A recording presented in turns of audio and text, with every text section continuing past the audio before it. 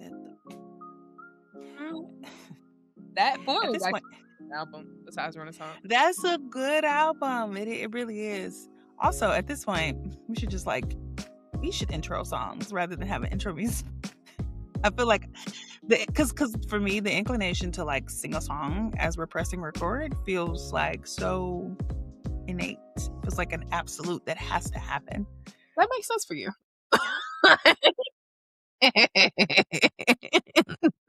No, seriously. Oh, wait. Wait. I have a confession. Oh, Dang, I goodness. should have told you offline, but here we are. Here we are. I might cut it out. I'll just leave it at I have a confession. No, What do you have seriously. again? No, seriously. And then come back laughing hecka hard. I bought the cheesecake stuff. You know what? I seen a video that was like, y'all are food is. I'm also in therapy for food and all the things, and there's like food does not have moral standing, and I'm like, dang, I judge the heck out of these girls, but No, well. I think there is nuance. There's obviously nuance in that. We can help each other make good decisions because we love one another, and I think that encompasses all areas of our life. my But therapist is like, food is not bad, food is not good, food is food, and I'm like, you sound like the opposite. yeah, here I go. No. Obviously, I agree, and that did like as soon as you said it, just the initial reaction, my heart did get like like I felt it. So I did need to hear that. But if I'm being honest with you, I kind of are like Virgo, I kind of live like that therapist. So I already kind of abide by that in the sense that I bought it. And like I was saying last week, I'm not kidding. I had maybe 4 or 5 spoonfuls last night. I ain't gonna hold you. Cause I Hey, it's the texture yeah, also, I can imagine. Like, oh my God, it was so good. my therapist like, "Well, how did that make you feel? What emotions came up for you when you were eating For it?" food, like wow. Please don't make me feel more shame. No, No, it was food is cultural. I Food know. is supposed to make you feel good. It is. Audience, eat your cheesecake and Biscoff. It was good Baby, though. them here I go. I them cookie scrubs were out. Oh my God. And because I've never had the cheese, like I didn't know how soft like fluffy that texture is. Woo! So, I got but I can't lie to you. yeah, you said what? I wouldn't be able to. I love cheesecake. Yeah, no, it's actually same. Actually same. Um, so I threw it away. And why did you throw it away? No, look. First of all, the tub was 7, like 19, and the cookies were like I think like 6 or so like such a waste. I didn't get the yeah toppings because when I ain't hold you when I looked at the expiration date of the toppings, it was like 2028. I said whatever is in this don't need to be in my body. You can make your own toppings actually. So let's That serve part, I was like, let's fruit. Mm-mm. why is this expiring in 3 years from now? I'm not kidding. I don't know if y'all do that? I use Yuka. I don't know if you use Yuka to just see the quality of it. Oh, you should get Yuka. Yeah. You just scan it and it'll just tell you like, girl, don't buy that. Throw that away. Put that back or whatever. But anyway, I didn't even need to. When if an ingredient say 2028, y'all, Yeah. just don't eat it. Just don't eat it. But anyway, so I was like, the amount of whatever's in this, I don't need. So, and at first I was a little disappointed because I was like, man, but that'll really make it hit, didn't it? Because let me just tell you what it tastes like. Put a little caramel on top. No, I'm not a caramel. I do like caramel on ice cream, but that's too much sweet. I feel like I'd throw up. But Yeah. last thing I'll say is it tasted like I didn't know that a Biscoff, like a softened Biscoff cookie, you taste all the like all the flavors, all the Serious? flavors that you don't get when it's hard. A little nutmeg, a little lemon twist, a little. Every abstract, every cinnamon. So yeah, I tried it and I threw it away. I had maybe 4 or 5. I think I did 5, and I did big hearty ones too to make sure not huge, but like enough to like really get it. And then I threw it out. So I'm telling y'all, if you like that texture, it's the same as banana pudding with the You did chestnut say that. cheese. You I know did say exactly. that. I already know what it tastes like, and I know I can't eat it because I'm gonna eat the entire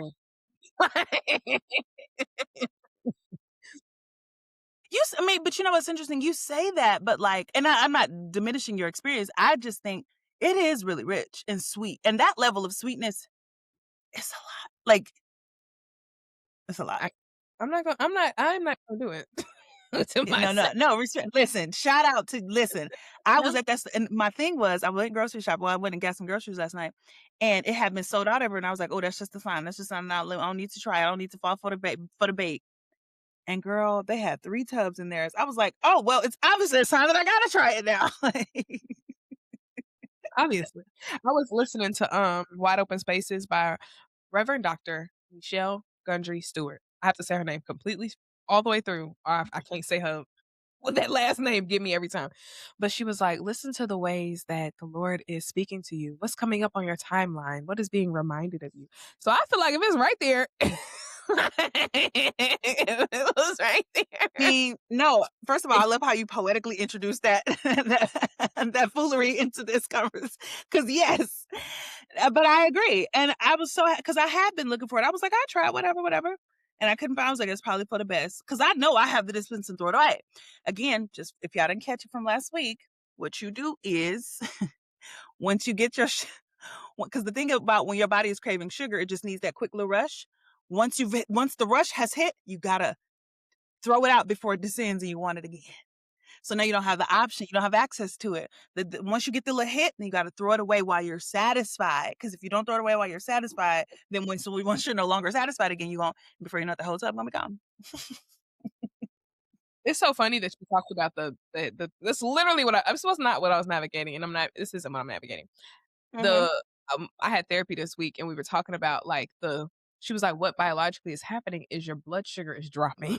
I was like, Yes. No, "Ah," 1000%. but for me, it's like my blood sugar's dropped, so I'm like, I feel bad, I feel sluggish, I feel like, "Oh, I'm a bad person, I shouldn't have ate this." Yep. Your Yep. blood sugar dropped, like, biologically, so you can 100%. cut the bad thoughts off. So 100%. 100%. Which is why, and I follow Kiara, the leader, I think her name is on Instagram. She's a fitness person. And mhm. anyway, I love what she talks about. She start your morning off with hearty protein. I'm saying this because I just would be like, I'm so accustomed to like intermittent fasting so much that like at phases you have to do different things at phases, and I think I struggle with more blood sugar these days the older I've gotten. And so all that intermittent fast and stuff, like I mean I still work out on empty stomach sometimes if I work out really early, but like now I'm done with that stuff. I have to eat so that my blood sugar doesn't drop significantly, which makes me crave sugar. She be eating like steak, eggs, and like protein smoothie in the morning. I'm like, that's a lot, but I get it. You get all your protein in early and you curb sugar cravings throughout the day. And you prevent that blood sugar from dropping so low. So yeah, now in the mornings, child, I've been trying to stuff my face with protein to keep that good because you're right, it'll make your moods low, to make you think lower about you. It's terrible. It's horrible, actually. Yeah. Anyhow, right. Um, right. Amidst all of that, it's such a you really do have to have a relationship with food. But anyway, okay. What am I navigating? I've had a conversation with some people this week about living for yourself and not living out of fear or scarcity or yeah, fear and scarcity and just like hesitation. I've been really preaching this to people a ton lately, but it's because I'm actually actualizing this theory in my life and I've just been watching it manifest for other people. And what I mean by all this is like I say it all the time, but I really mean it with every fiber of my being. Do what makes you feel good. Mhm. And Mm. like I know that feels yeah, I hope it's maybe for some it sounds revolutionary, maybe for some it sounds like obvious, but I know in a world that creates parameters for all of us, but especially Black women, they're such strict parameters that we live under or yeah, live through and live underneath. Um, that sort of a concept feels foreign in a lot of ways. And so I've been really preaching it to my sister specifically lately about do what make you feel good. And even to the extent that you have to leave things or step away from things that don't necessarily make you feel good, but then you'll feel grief about it because like you felt, but the grief the grief that you feel doesn't necessarily mean that it's something you should have been stayed in. It just means that you're relinquishing something that you're so accustomed to, and so it makes you sad. But if it wasn't making you feel good, it'll pass. That feeling will pass because this was something that was necessary. Go, and this is all I got to say. Go and do and be in the things that make you feel good. And if it don't make you feel good, it's probably not for you. And again, revolutionary for a church girl who grew up following orders and oldest daughter who like Mhm. revolutionary for me. And I just, because it's been so revolutionary for me, I'll be wanting to scream it to the rooftops, honestly. Even but what if this happened? What if this happened? Okay, okay, you'll figure it out because you're still on the pursuit. You deserve to feel the absolute best all the time. Not that trials and tribulations and difficulties won't come. That's not what I'm saying. But I'm saying to just be perpetually sustaining in a setting or in a place or in a relationship or in a house or in a job, wherever, that don't make you feel good. Why? I want you to ask yourself, why? Yeah. Why? Is it because you're scared? Is it, like, and when you really reckon with the why, baby, it don't make sense. So that's what I'm navigating. Thank you for that, and that's actually speaking to the heart of it. I made that face because, like, people pleasing and the idea of, like, who am I gonna hurt or who am I gonna disappoint, if I live my life how I want. I literally had this conversation this week with, my friends here, and Mhm. I was like, um, wanting to figure out, like, I wanna, like, taking my life into a different direction or a new direction according to, like, other people, things that I'm not used to Mhm. seeing, and they were like, as long as it's authentic to yourself." And I was like, "But what if somebody finds out, specifically my daddy?" And mind you, this man over here in the basement building a model train, ain't thinking nothing about my my life. I love But, that. I love um, that. yeah, I also heard in that, like like, doing stuff differently, like, as Black women, we haven't had the opportunity to experience goodness all the time, experience wealth, experience, right. I want a nice necklace so bad. Like, if Mm. there's a Van Cleef or a Davy Yearman, I need something just below that, and I want that to be, like, have this year, and, like, I want, nicer things, I want a nice car, I want my man to have a nice things, I want us to be able to go on nice vacations, and I seen this girl, probably the same girl that was talking about, sending her child to Spelman and blah, blah, blah, blah, and Mhm. I'm Our vindicating. girl. Okay. She was like, "I'm Yeah. vindicating my mother." Like, I think she said this, but she's talking about vindicating our parents and, like, if I'm gonna rest because my mother couldn't rest, I'm gonna rest because my grandmother couldn't rest. Like, I'm gonna go on a trip, and I was like, "That sounds pretty selfish," but at the same time, while I'm doing it, even in my little bit of what I'm, like, doing, um, I'm also preaching that to my mama. I'm like, Mhm. Yes. Yeah. Leading by example. Mhm. yeah, you can set a boundary, you can say no, you can go on a trip, you can, you know, experience goodness, experience, going like, even, like, trying to, like, yeah. So, I hear that and I resonate with that. Yeah. No, as last thing I'll say, because I love what you offered about, yeah, you teaching your mom in real time how to do it. Yeah. If we all just subject ourselves to that same framework of just do it just 'cause, then everybody just lives in this perpetual state of whatever the results of living just 'cause looks like, like, and you can fill in the blanks of what it looks like. Ooh, but, yeah, like, so and it's interesting you said it because I was having a conversation with my mom last night on the phone similar to this because she was kinda questioning some decisions my sister was making, whatever, and I was just like, in that moment, I literally was like, "But that's what makes her feel good," and, like, respect that, and not only respect that, but marvel in that and learn even, so and then before you know it, she started sharing stuff with me anyway, and this is not too personal, she wouldn't mind me saying that, but the point is, like, she started reckoning with, like, "Yeah, I guess I do just don't ever really make choices for myself and things that make me things that are conducive to me feeling good." Like, feeling good oftentimes isn't a priority for us. Like, do Yeah. you think about that? Like, we do stuff and, like, sometimes feeling good is, if it's on the list, it's not, it's on the last part of it, such that you almost forget what that even feels like or don't even know what it feels like at all. And, baby, the devil is a liar. But yeah. How about you though? What are you navigating? I have so many thoughts to that, but, um What am I navigating? I thought about the other day, like, I have consistently worked out almost 2 months. I was like, "Dang," because I'm trying to cycle sync, and I'm like, Nice. "Dang, I'm already in another period," and I'm like, "That's 2 months." Like, that's crazy. But before that, it was I like love off that. I love that. I was like and it's been, like, 5 months, including those 2 months, so about 3 months of, like, inconsistently working out, but, like, back into it, and I'm just like, "Wow, I'm working, look at this." But girl, Olivia Dean is what I'm navigating. That daggone CD got me in a chokehold, like, in one morning, I listened to it, Listen to the CD. and it's so funny that people have, they like, I've seen the videos that are like, "Stop putting the song, One More Minute," or the whatever that song is, to, your wedding songs and your relationship stuff. That's not a happy song. That whole CD is about situationship. Like, it's so sad too, but, it's a Wow. really Wow. I can't believe I just said CD, but it's a really good album. They, some really, like, deeply heartfelt things in there that it's just like, "Oh, I remember when I was in a situationship and it felt like that." Like, it was really sad. Mhm. Um, Oh, I but gotta listen. I haven't listened. it's really good. I'm not Okay. I'm sure to save that to what I'm listening to, but, that CD's got me in a chokehold, and Mhm. other than that, I'm doing really well in life, and I'm really, like I Good. We love that. yeah, I think I do need to go outside though. So, I was in, with the snow and with the winter. I mean, it's also cold, but, I feel like I'm very much hermiting on accident. Um, not in nothing negative, not that I'm purposely trying to Mhm. isolate, Mhm. but hermiting. Yeah. I Mm. would go outside, but, you know what? Actually, speaking to hermiting, because I might have to clip this, get this out real quick.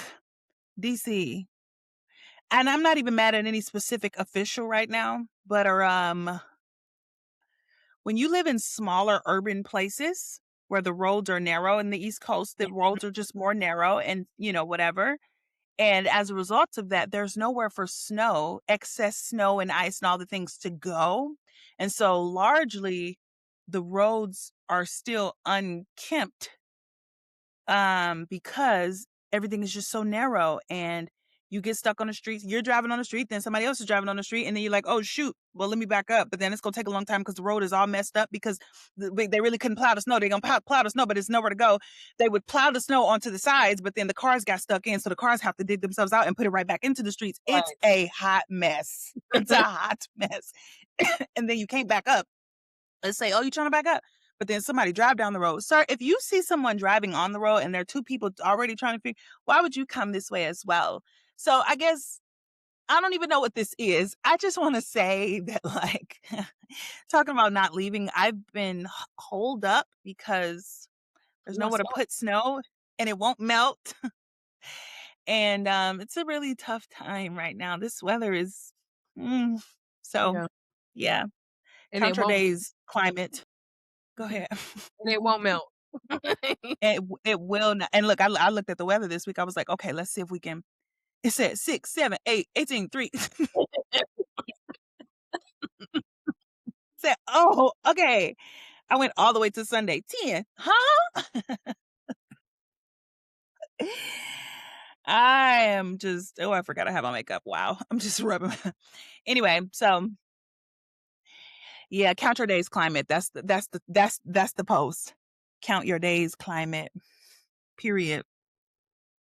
So, I'm not gonna yeah. be in conspiracy right now, but Are you saying because this storm is man-made? Because it was. yes, Because it yes, was. and Because then it y'all was. have Why, yes. resources to get the Why, infrastructure yes. out the roads. This Yeah. have you ever seen snow that looked like Play-Doh or Play-Doh, what have you say it? No, I'm not kidding. If I showed you right now in the back, like, it looks like I said, "It looks rubberish. It looks rubbery." I'm really being serious. It looks rubber. It looks like and then one girl on TikTok, she was like, "It's because of the ice." I was like, "Ice don't look like rubber, ma'am." I don't know what you're talking about. Like, anyway, but yeah, like, you're right. I don't wanna sound like a crazy nutcase on here, so, mm. Here on the What's on the Agenda podcast, we give space for the nuance. We want to talk through social issues that impact Black women, socially, politically, financially, and all the illies. So, what's in the agenda? Okay, so Raven sent me a video, not video. Raven sent me a carousel on TikTok, that basically was saying, I'm gonna read the first slide or maybe a couple of slides. It says, in the mid 90s to 2000s, Chicago men, insert city. Chicago men were worshipped like gods, and competition among girls turned into long, violent social wars. Quality of life isn't just money. For many millennials from low income neighborhoods, social infrastructure around dating traumatized a generation of girls. In the mid 19 in the mid 90s and 2000s, Chicago men were worshipped like gods. Girls altered their clothing, accessories, online identities, and bodies in devotion to male partners. Girls emotionally labored, sacrificed safety, reputation, mental health, in some cases, freedom. The guys provided little to nothing, no commitment, protection, advancement, or reciprocity. Guys often relied on resources provided by the girl's family. On my first day as a freshman, I witnessed a female student enter the building with a visible stab wound to her chest. The injury was a result of a fight over her boyfriend. The other girl involved was expelled and incarcerated. That moment made it clear that this environment operated under a violent social logic. The risk was Mm. too high to engage with these guys in these environments. Surveillance, harassment, confrontation, and the potential for violence. Even minimal interest could provoke phone calls, hallway confrontations, or group intimidation. Romantic interaction required a consistent threat assessment. Speaking to a male peer meant evaluating not just him, but the ecosystem surrounding him, ex girlfriends, unresolved attachments, friend groups, reputation, and the likelihood of confrontation or violence. Male students routinely maintain sexual or emotional access to multiple girls simultaneously. At the center of conflicts, they rarely intervene. They neither chose protected nor disengaged. They benefited from the chaos without assuming the responsibility for its consequences. Two girls involved with the same boy could remain in conflict for an entire year. Their friend groups would be absorbed into the conflict, creating ongoing cycles of harassment and physical altercations. These conflicts sometimes escalated to family level disputes. It got to a point where part of the responsibility in friend groups were protect each other from the other group of girls. Also, there was a normalization of adult male predation. Predation. Yeah, that makes sense. Okay. Yeah, like preying on girls. Yeah. After school, grown men routinely waited near gas stations and parking lots to collect high school girls. R. Kelly. Relationships between teenage That's the girls. one that yes, yes, go ahead. Relationships between teenage girls and adult men aged 18 to their early 20s was visible, known, and largely unchallenged. These men were not reported or discouraged. Girls were fo- Girls were framed as willing participants, often because such relationships provided financial resources, transportation, and even perceived maturity. Many of the men went on to live remarkable lives in the same city with their past behavior erased by collective. While these dynamics extended into my early 20s, high school experience in Chicago showed me how weak social infrastructure and male scarcity create unsafe relational Mhm, environments. That insight directly informs how I access quality of life and community health today. mhm. Ooh, child. It's so crazy hearing you even read it again. It's just so triggering, and there was so many moments where I, like, got emotional and all the things. That was oh, I have so many thoughts. I have so many thoughts, but I'm curious, what tell me your initial thoughts. I say R. Kelly because I literally know people who personally Mhm, know all the stories of R. Kelly sitting outside of schools in his early 20s, even when he was semi like on the come up being famous, going mhm, back to Chicago. And that this is a reality that exists beyond um Chicago. It exists beyond the 1990s and 2000s. And I would argue that um I think we have learned how to navigate it in a sense of I wrote down pick meism as a preliminary fighting over niggas because like let's not fight over niggas and let's just duke it out because you were talking about like girls fighting pitting each other against each other like um let's just pit each other like let's just pick each other down until like pick me like I'm the one you should have instead of like fighting over niggas physically or being physically harmed for these men. So those are my preliminary thoughts. Yes. No, first of all, say it again. You said what was the title? What was it again? That pickyism is the preliminary fighting over niggas. Yeah, yeah, yeah. The fight we don't even have to get to the point of fighting over them. We don't even have to get to the Mhm, point where, like, he's messing with 2 girls, like, it's just very much pick me, and once he picked me, quote, unquote, mhm. is and that's it. Like, I won. Yep, yep. And on that note, this ain't even where my thoughts were, but on that note, like men almost kind of men and boys at the time almost made it like that was the added piece to their honor in that Right, scenario, 2 girls fighting over them, and kind of force you to kind of fight his battles, like or not even fight his battles, like, he knew that he was actively seeing both of you, and so you would have to duke it out over this guy, and it's so interesting because historically, that's actually a man thing, and I'm not ascribing any gender to it, I'm just saying historically, that's what would happen. Obviously, 2 men would, like, battle and war over women, and so even that, which I'm gonna get to this in a second, but I just wanna say it now so I don't forget. But even that element, it just proves just how much Black community we just exist in in a space of our own in terms of, like, social rules, right? Like, us fighting over a man, that's historically what men do in terms of, like, actually duking it out, but because everything was perverted in terms of how we had to exist and when I say perverted, meaning, like, completely turned on its head in terms of what the social rules were, everything that we went through was just, like, completely antithetical to what was actually going on in the world because they literally put us in substandard living quality. But anyway, that's a whole other thing. Um, yeah, Imma just be like, first, and then we can kinda, go back and forth about it. When I say, give explanation, like, just spill my thoughts authentically, emotions included. Um, girl, yes, honey, I read that article or the also, what you call it? I didn't know that that's what it was called. A col Harris. chara learn something new every day. Girl, I read that and I was like, yes, it felt eerily familiar in Mhm. ways that I'd never seen language for or given language to or even thought about it because it felt so familiar. I was like, right. The amount of girls that I know that would just like fighting, first of all, fighting, especially if you went to like a hood school or hood adjacent school like I did, baby, it girls was just duking all the time over some niggas. And it just felt so commonplace. So when I read it, I was like, yeah. And what it made me think of, and maybe we can pause here and have some conversation here because I think this is a good bullet point in this. Um, what it made me think about is so much of our experiences in life have been so trauma filled, obviously.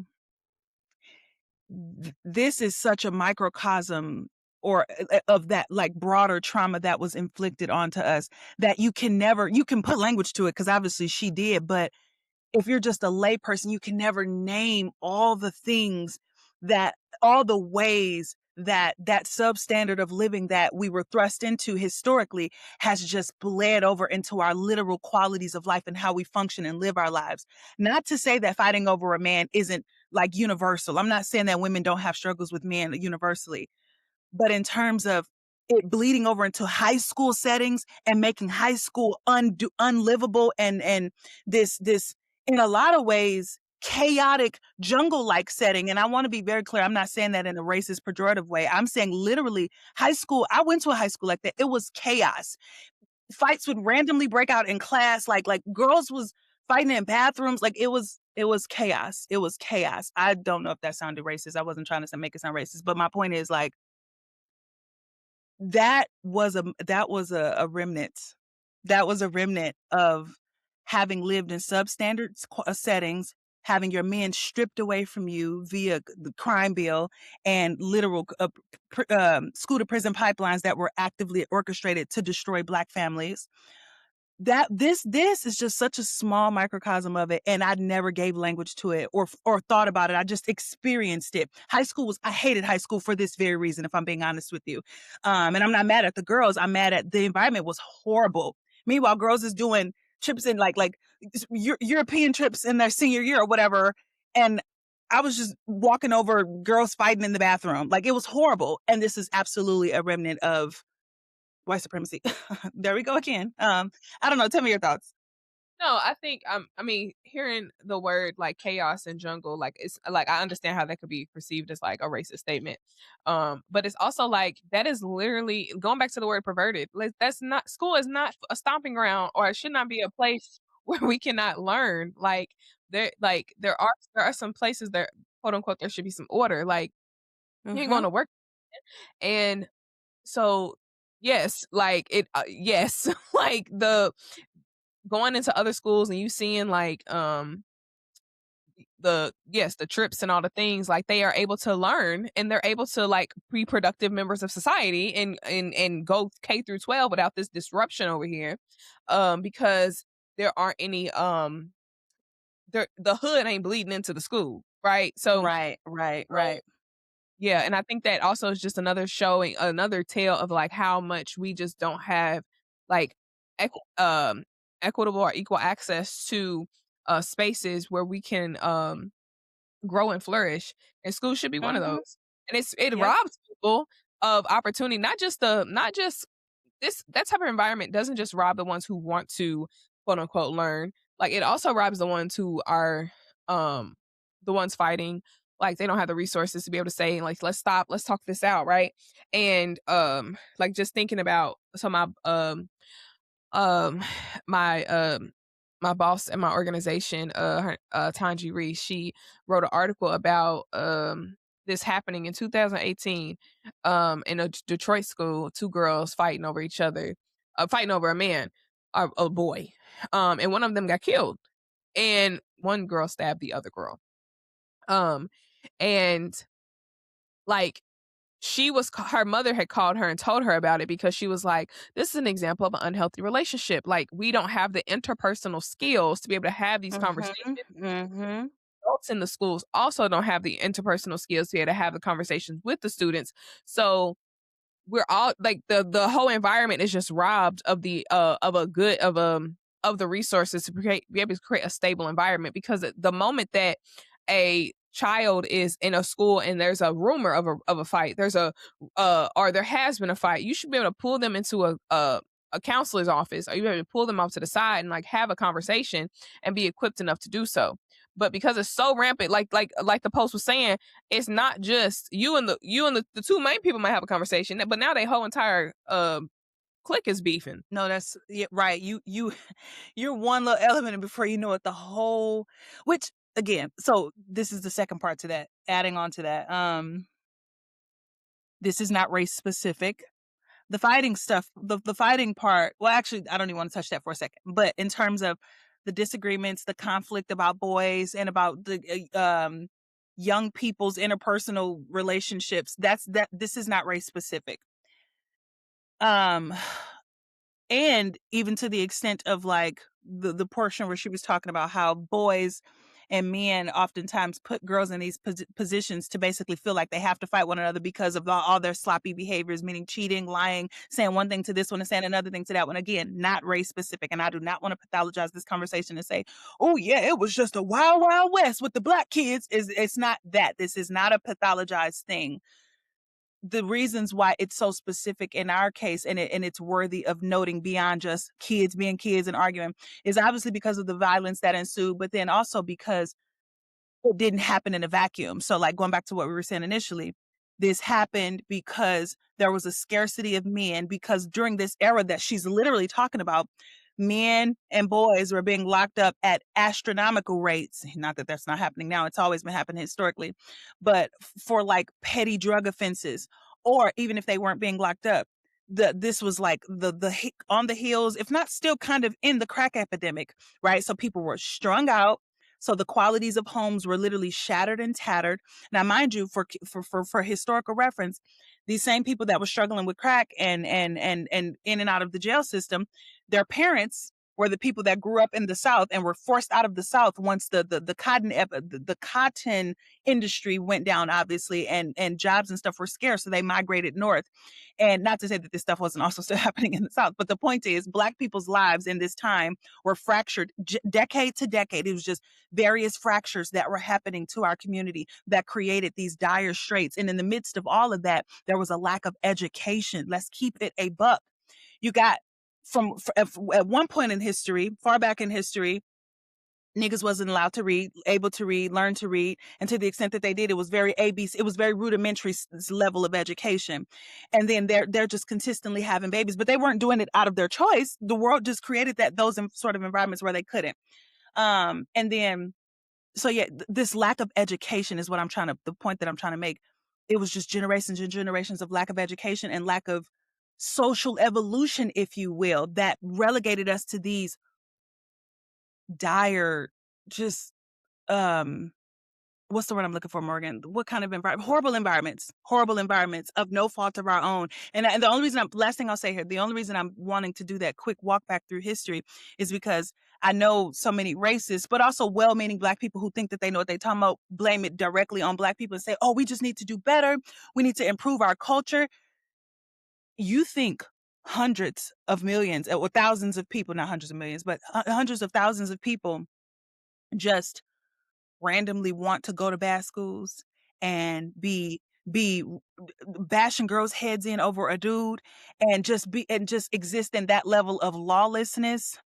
No, these are remnants of histories and legacies of lacks of education or being left out of education, left out of social and economic progress, such that you make better homes and better schools and better environments for people to grow up in and thrive in.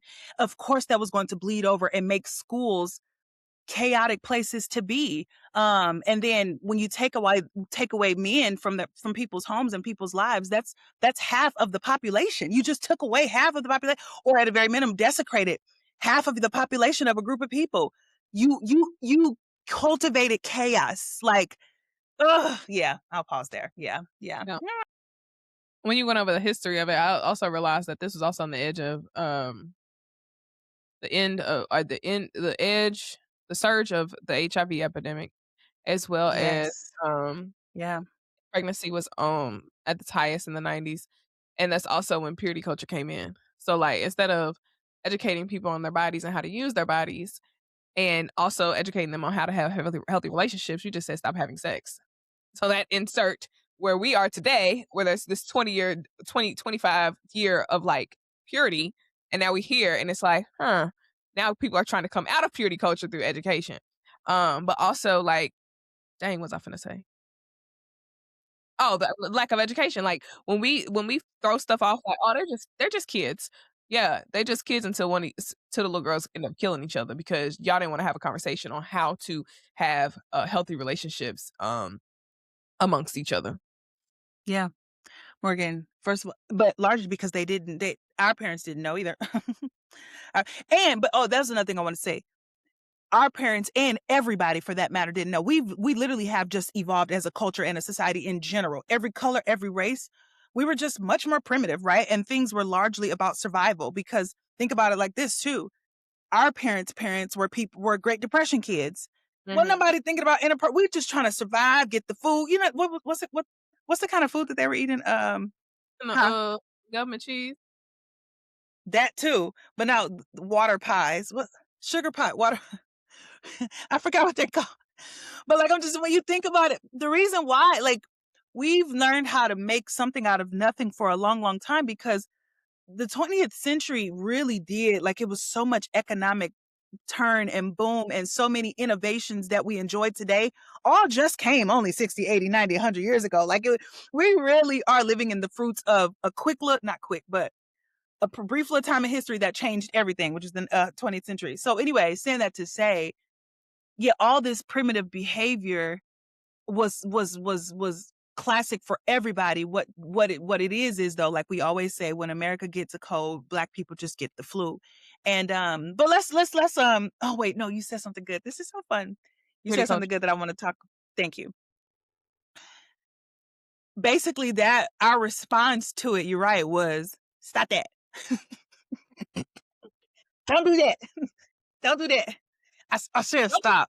What? Don't even look at them. Don't even look at them. They're nothing. Like, don't even see them. Like, no. I'll tell you about doing that to them little boy. Wait, what?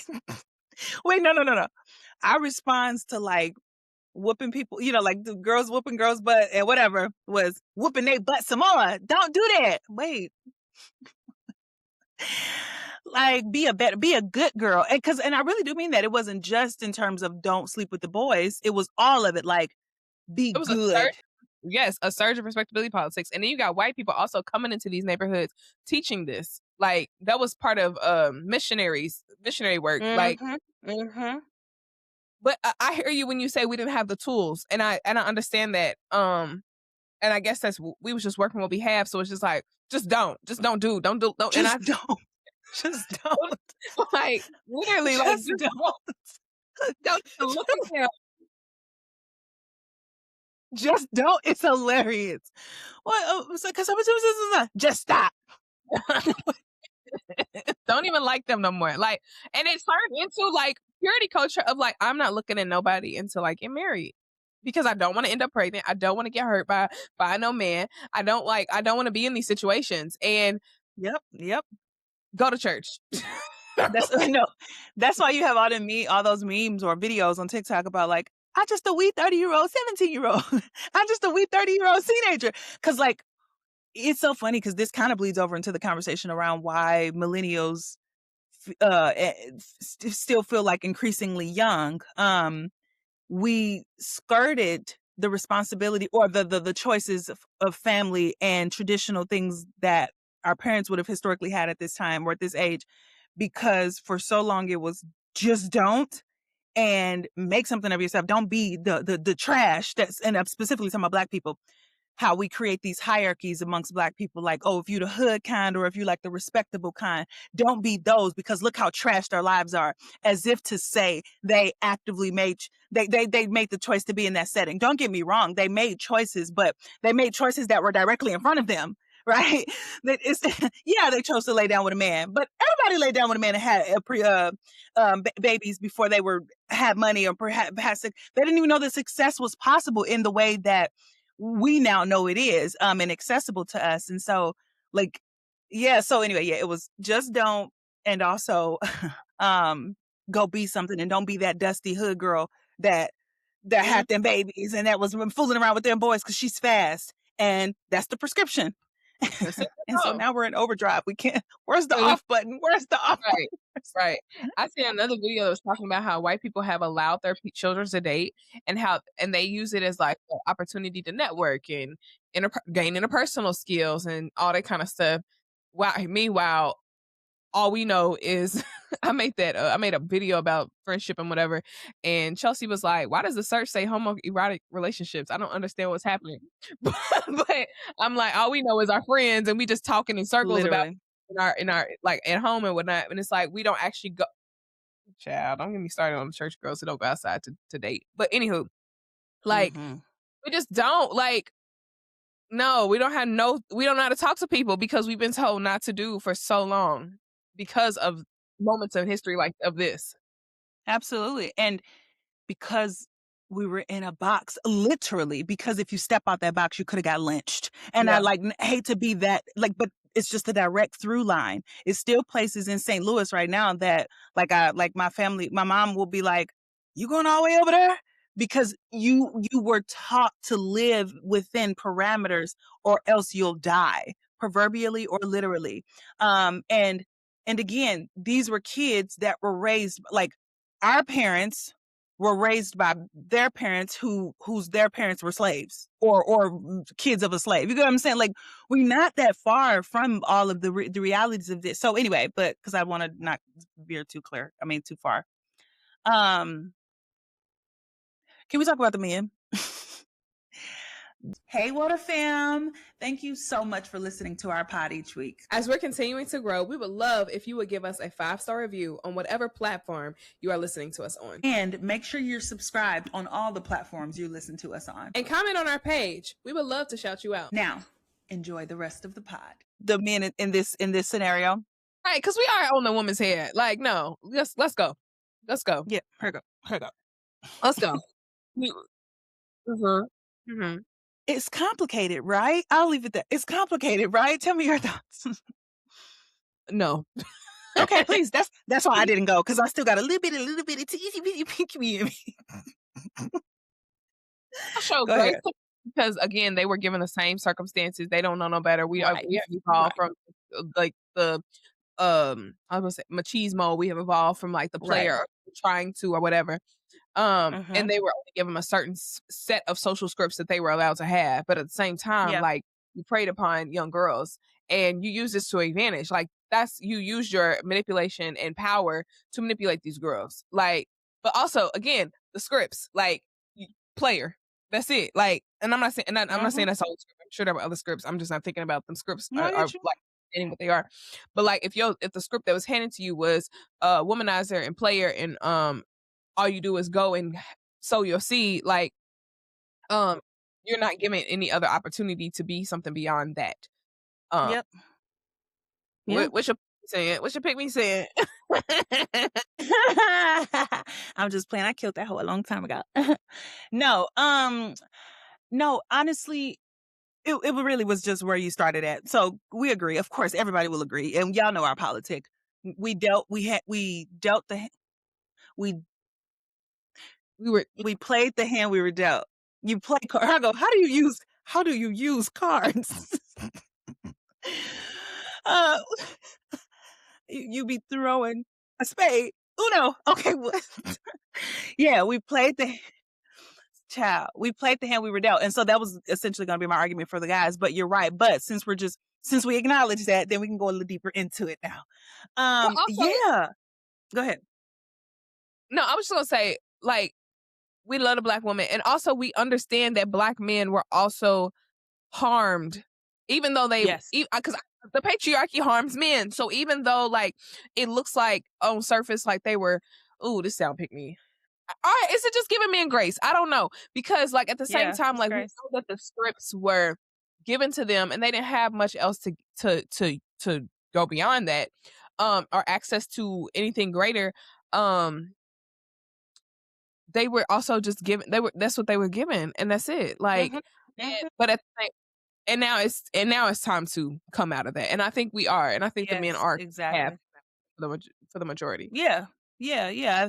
I think we're actively watching them because all of us are doing this toggle with what Mhm. can masculinity and maleness, black maleness particularly, be beyond this old script. And it's a hard thing because so many movies, TV, everything still wants to relegate them to that. Why is the most prominent famous black shows and movies are ones about crime stories? You know what I mean? They want it so badly for us to stay in that vein. And in a lot of ways, we still are struggling in that vein. It's not that that vein is obsolete, but it is to say that we're finally being able to see nuance in our existence in every way. So it's complicated. So I really do shout out to us and them for navigating this horrible white supremacist road that we were forced Mhm. into. But anyway, yeah, but we could talk specifics about the time because this is a good conversation.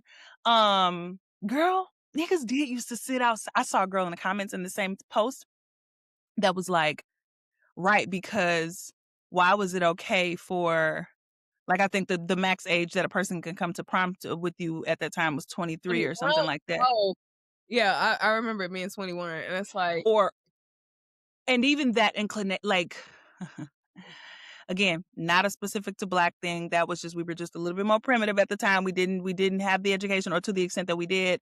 It was a man's world, child. And you trying to bring up, well, actually, guys, there's nuance in terms of gender and growth. And girl, you would have been man slapped trying to talk that nuance back then, right? But yeah, that or thinking about I do remember, y'all. Okay, let's have girl talk. The amount of men that yeah, like, when I was, like, 17, 16, that, like, came on it's so fu it like, it's I'm laughing, but it actually do make you like, now that I know, Morgan, that was horrible. That yeah. was terrible. And it was straight common to, like, have grown men, grown men like sitting outside the school or like, you go skating or whatever. It's like grown men, like trying to, why you here? Why Right. you here? What Right. is you doing here? And I'm so glad. I'm not saying that it doesn't happen today, but what I do recognize is we've made that more taboo. And that's a good thing. I think the reason I'm so like shockingly reflecting on it now is because h- I can't believe that at any moment in our lives we didn't feel the taboo of that. And like to the extent that we did, last thing I'll say here is our moms would be like, like, what you know, like our moms would know, but it was never like an out loud thing. They wouldn't condemn the men. You know what I'm saying? It'll just be maybe some, let me not blanket people like that. But my point was it was more about a conversation with you because everybody kind of knew that, like, no, that's what them men do. But you just, it's just like, whoa, I just can't believe how untaboo it was. Yeah, I would say, like, to that, I think, like, as each generation, because older men messing with children Yeah, is not yeah, new, yeah. and I think, Not at all. Yeah.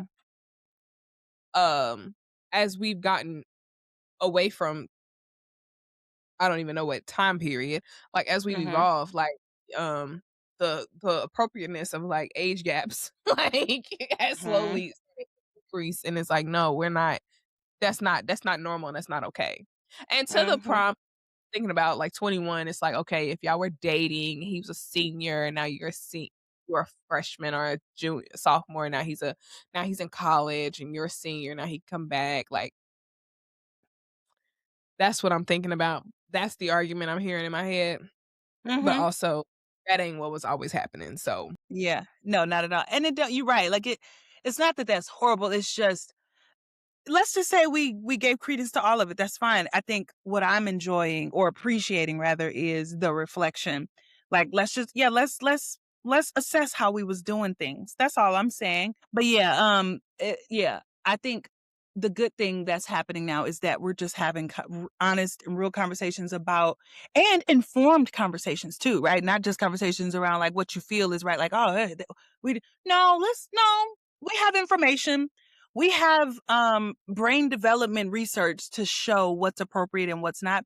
And it's okay to say we have, like, not completely, but we have social markers that help us to identify what's appropriate and what's not. Like the interests, the social spaces, the social capacity and competency of a, whatever 30-year-old and an 18-year-old or even a 25-year-old, a 22-year-old and an 18-year-old, it is a little different. It just is. And we just have to be more mindful of it. And so, yeah, I'm appreciative of the conversations now and the reflections.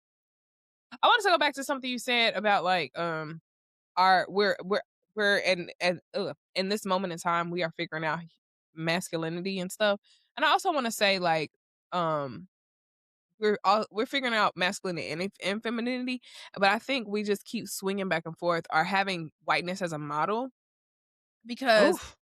like, this soft girl era stuff or this soft girl stuff, it's just like even the girl we follow, right? The girl we like, she was like, "You gotta grind in your 30s."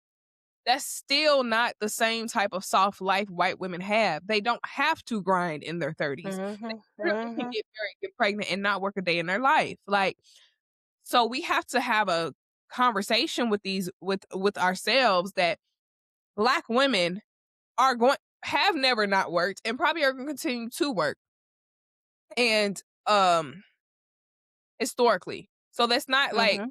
we have to really define what femininity looks like for Black women and Black men. And pulling ourselves away from these ideas of whiteness around masculinity and Yeah, femininity.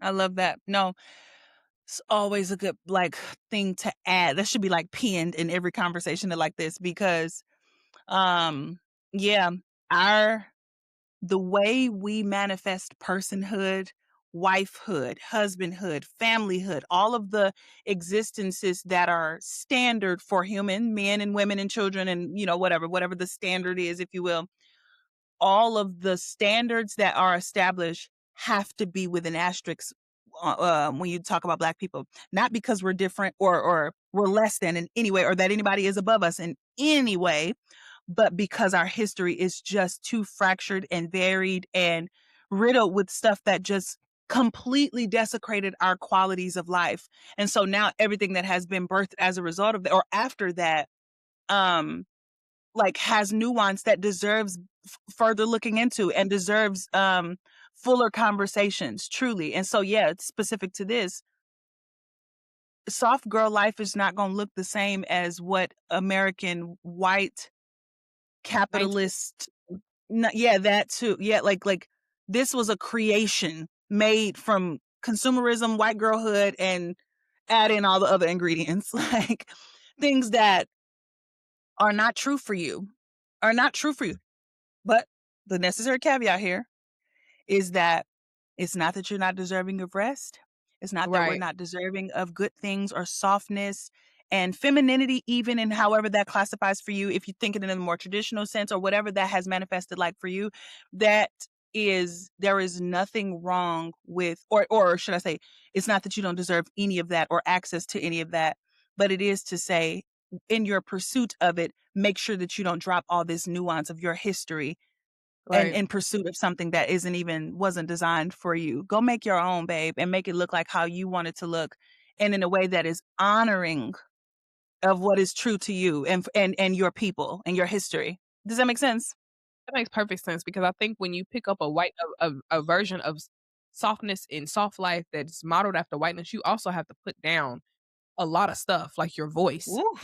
Woof. like your autonomy of money. Like there is a reason our mothers say have a separate bank account. You know what I'm saying? Like there's a reason. Like so, you're honoring your people by standing up and saying, "This is what my femininity is gonna look like," and I do deserve softness, and I do deserve my man not to talk to me crazy because that's softness. I do deserve like all of this goodness, and like my parents didn't also my mother, my grandmother might not have been able to have that. But when you pick up something and you don't know the full complexities of it or the full context of it, you might be putting something else down that you don't know that you're putting down. Like it, when we get to our GLP-1 conversation, they want these girls skinny so they can. I was watching a video and he was talking about I don't know what he was talking about like like he was talking about his wife oh that he's so big and burly and my wife has to live with the fact white man and my wife has to live with the fact that I could just at any moment punch her in the face and knock her cold out. And it's like Pull it up, pull it up. Punch it up, pull gotta, it out. so and that's why they want these girls tiny because they can't fight back. On my timeline, on as well on my timeline, black woman talking about yeah, I can't play fight with these niggas like other girls can. I'm 5'6", I'm 5'7", however tall she was. Like I'm 5'11", 200 something pounds. If I fight a man, we actually gonna be fighting because I got a little power behind me. You know what I'm saying? Like, and and I beg to say that's why black women ain't. Hey, oh wait a second. I beg to say that's why black women ain't trying to be like I'm okay with like black women okay with having a little strength because when you have a history of being beat on by X, Y, and Z, when you both in the fields of being hit on in slavery, like you not also I'm not also and I know there's black women out there talking about I'm not also gonna get hit on by you as well. And we're gonna be fighting. That's all I got. We can patch it up there, guys. I think listen, that is such a good point. Um, oh, I got so much to say to that. That is so real. I know how I'll respond. On TikTok the other day, I saw she kind of went a little viral too. This white woman, older white woman. And I've been seeing a lot of the white girls actually say this too in comment sections or in videos. They've been reflecting on how a lot of this animus that white women have toward black people and black women particularly. Sometimes because she was reflecting on how sometimes black women would be like, "What you looking at? Why you like what you staring at?" You know how they say, "Oh, if you're black, you're never alone," because black, especially white women, especially they be looking at you, staring you down, whatever. And she was like, "Guys, we just got to be honest. We're jealous. And I know that that's like a tagline. Oh, haha, yeah, we knew that y'all jealous of us, but really, let's break it down sociologically for a second because it is significance to it. And this is coming from white girls' mouths that I've heard this. The sassiness, the speak up for yourselfness, the self-advocacy. Let me speak academically for a second. The ability to advocate for oneself and to speak up and even to come up with charismatic, creative one-liners that shut people down, that command space, that commands the room when you walk in. We ain't even got to the physicality of a Black woman and how her body literally commands attention. We haven't even gotten there. Or how that cocoa butter scent on that glistening brown skin literally commands attention. If we left the physicality out of it and just went to how crafty our brains are with words, and even to the extent that our English was broken because of a lack of education and all of the things, and because we're not from here, um, even to the extent that all of that is the case, we still found a way to command words that commands attention and brings people to their knees, such that everybody wants to take it, and everybody does take it. Every slang you use came from a Black girl in class one day on her notebook writing and cracking a joke. Like, and so anyway, that all of that on top of the ability to be like, nigga, I wish you would, in every capacity, whether you're talking about to your man, talking to your man, your friend, to anybody, standing up for yourself, they don't know how to do that innately, which is also why I don't know. Again, I be on the white side of TikTok. My algorithms, but they have so many videos like, the voiceovers, but it's always a Black in the voice. Like it's always like it'll be a voiceover that say like, I wish a MF would, let's just say that the voiceover says that, but like they'll be doing something, in their own lives. But why don't nobody ever use y'all voiceovers? Right, right, right. Because there is no sass, because there is no power, because there is no enforceability to what you say and how you say things, because you were taught to be soft and demure. So even to the extent that their voices are even like a little more passive, a little more soft, everything about demure, be quiet, don't say nothing. We're not trying to hear from you. So the reason I said all of that, girl, come back to reality. The reason I said all of that is because, right, like you don't want to completely tether yourself to this white Western capitalist 1950s version of soft life and femininity, because you'll lose power, essentially is what Morgan is saying. You run the risk of losing power, and not just power, but the beauty and the essence of what comes with being a Black. What? What? What? What she say? Black like that. Black. Black. Dark skin, light skin, brown, beige, fluorescent beige. I'm Black. Oh, happy Black History Happy Black History Month. Shout out, soundboard. I'm Black. I'm just playing, yeah. But yeah, no, that's real. So listen, RIP to that era of chaotic fighting. And Yeah. I wish I had more like Was all- academic stats and stuff to add to this conversation. But y'all know what happened. Girls were suspended, thrown out of school. Like it was a whole thing. School became a play, like a watching place more than a place that cultivated young people. And yet we still rose. So that's all that counts. Yeah. I wish I had a little more resolve for the conversation, but yeah, I am glad that we have evolved into Mm-hmm. better. And again, I do think we are, like the video of me crying and all the girls talking about how they are struggling with, because we have pushed ourselves into school and now it's like, what the heck now, so Mm, mm, I think mm. the Yes. pendulum is swinging, and I think eventually from here to here it's going to get more centered, and we're gonna have it figured out Yeah. sooner than later. You just made me think about it though. Like all of that was the reality, and yet Black women can't stop going to get degrees. Right. Black girls can't, and don't get me wrong, because I don't ever want to say this as, because sometimes what that does is also ignore the faction of Black women that are still in situations like that and struggling, and I never want to make it seem like them or make their struggle invisible, for the sake of like, look, but Black people is excellent now. Yeah, but it's a lot of Black people struggling, so we can do both things at once. Anyway, even still though, we all were in that or adjacent to that in some way, because everybody wasn't in the privates and the like that just wasn't a thing. No, like It's a lot of Black girls that grew up that grew up in situations just like the one that I did and still doing the dang thing right now and in boardrooms and corporate spaces and just progressive spaces, in spite of. Like, if that don't speak volumes to the beauty and the essence of what it is to be a Black girl and the lineage and ancestry that you come from, girl, I don't know what else will. Open your eyes, daughter. So, yeah.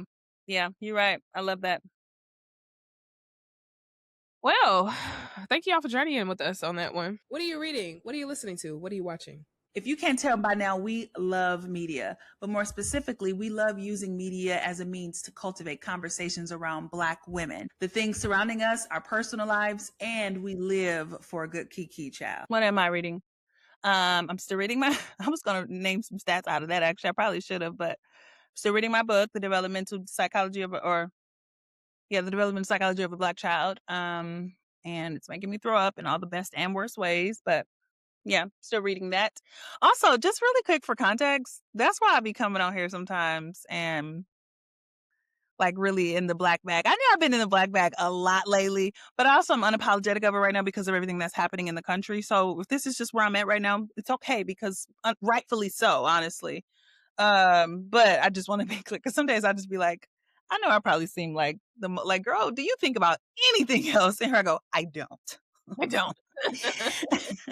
Might be. But yeah, like no. Like, but yeah, so that's why I'm just sometimes I have errors where I just steep myself in things. And right now this is that one. So yeah. But yeah, I'm not in terms of shows, if anybody would like to offer me one, I'd love to, yeah, Uh, find one. I'm watching Bridgerton, just as a girly stuff. Uh, I mean, I already watched all the new Netflix stuff that I'm like, Yeah. maybe Black stuff that's gonna come out for Black History Month. Oh Um, yeah, that would be nice. yeah, Yeah, after the second season, Bridgerton just after the Queen Charlotte one for me, I just was like, okay, yawn, snooze fest. But yeah. it's something to watch. I'm just listening to Olivia Dean. Oh, T.I. just dropped a new song. Juvie just dropped a new song.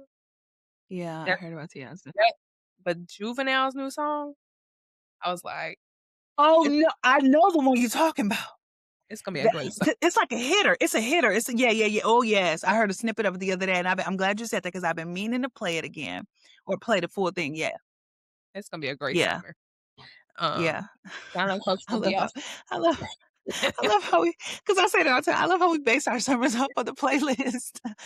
That's so true. That little sun and that little Yeah, song, baby. it was like day parties all summer. Exactly. That Yes. sun and that song. That sun and that's all you need.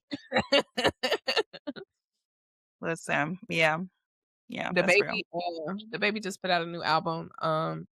It's I think he might be still canceled. I don't know. I was joking to say, I said, are you talking about Yes, that one, the baby, not little baby, the baby. yeah. But it's very much a winter album, so it's hidden. Okay. But listen to that Juvenile song, BBB. Oh yes, that one. Yes. Again, I only heard a snippet the other day. And I was like, oh, this is going and it's funny because I literally thought about summer too. I said, oh, that's gonna hit in the summer. You know, Ooh. Tim's got a new I know, I was listening to that woo too. baby, when I tell you, yeah, here I go. The summer. The summer is afoot. The summer is Foot. afoot. Be So great. yeah, no, you're right. You're right. Really quick book suggest in terms of this conversation, although it not completely, but I think and full transparency, I've only read snippets when I used to work in Congress. We referenced it a lot in terms of trying to like make policy around it. But Push Out. That's what it's called, right, Morgan? Yeah, I want to make sure I'm saying it correctly. Yeah, Push Out. Do you remember her name, No, the but the book author? has a little black girl with 2 braids in the back of her hair. Let me look it up. Let me see. Push. Oh, you going okay, cool.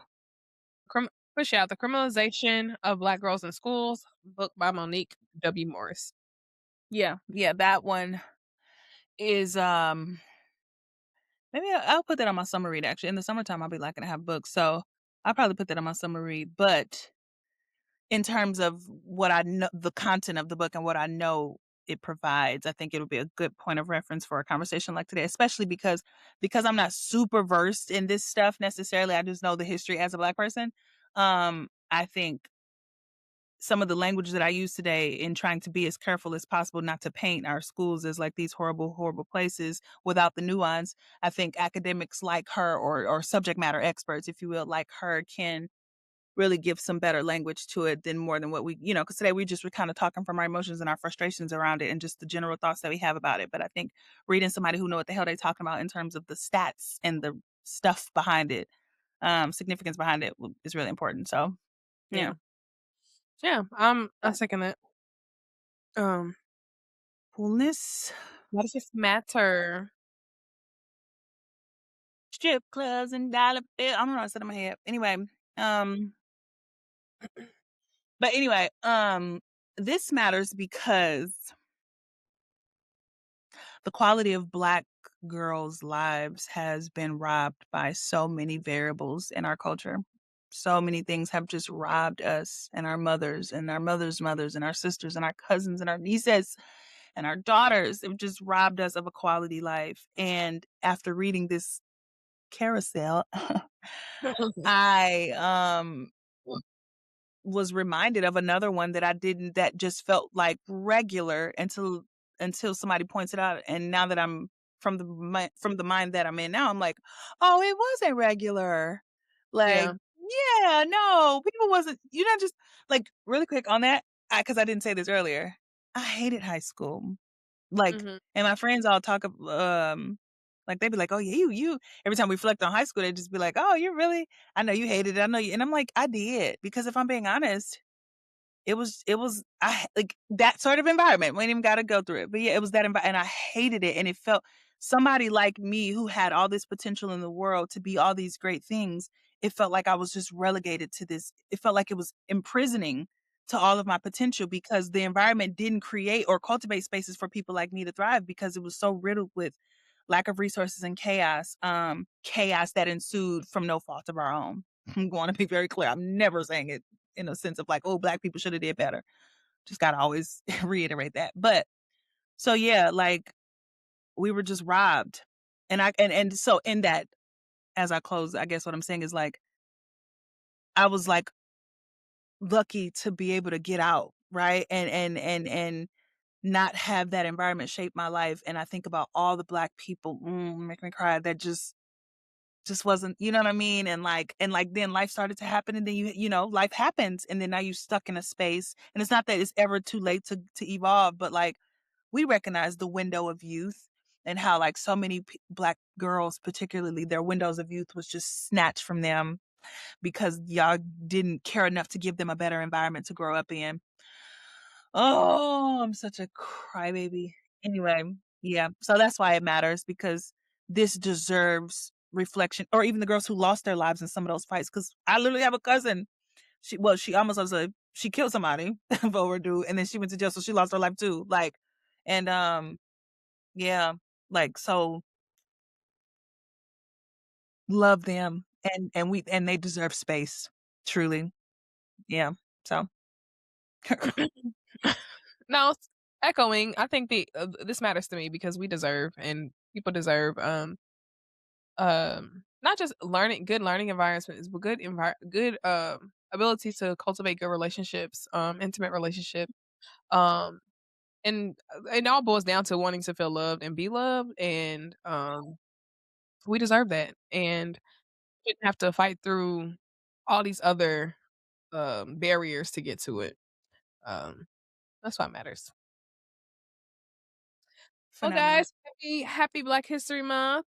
Um, Happy Black History Month. We gotta get we might have to do something a little as much as we be black, black, black, black, black, we might have to do something for Black History Month. make our background, the, either the, um, red, black, and green or the, what they Sulani flag. Have a Bye, good guys. second month of the year. Happy Black History Month. See y'all next week. Goodbye. Where's my cursor?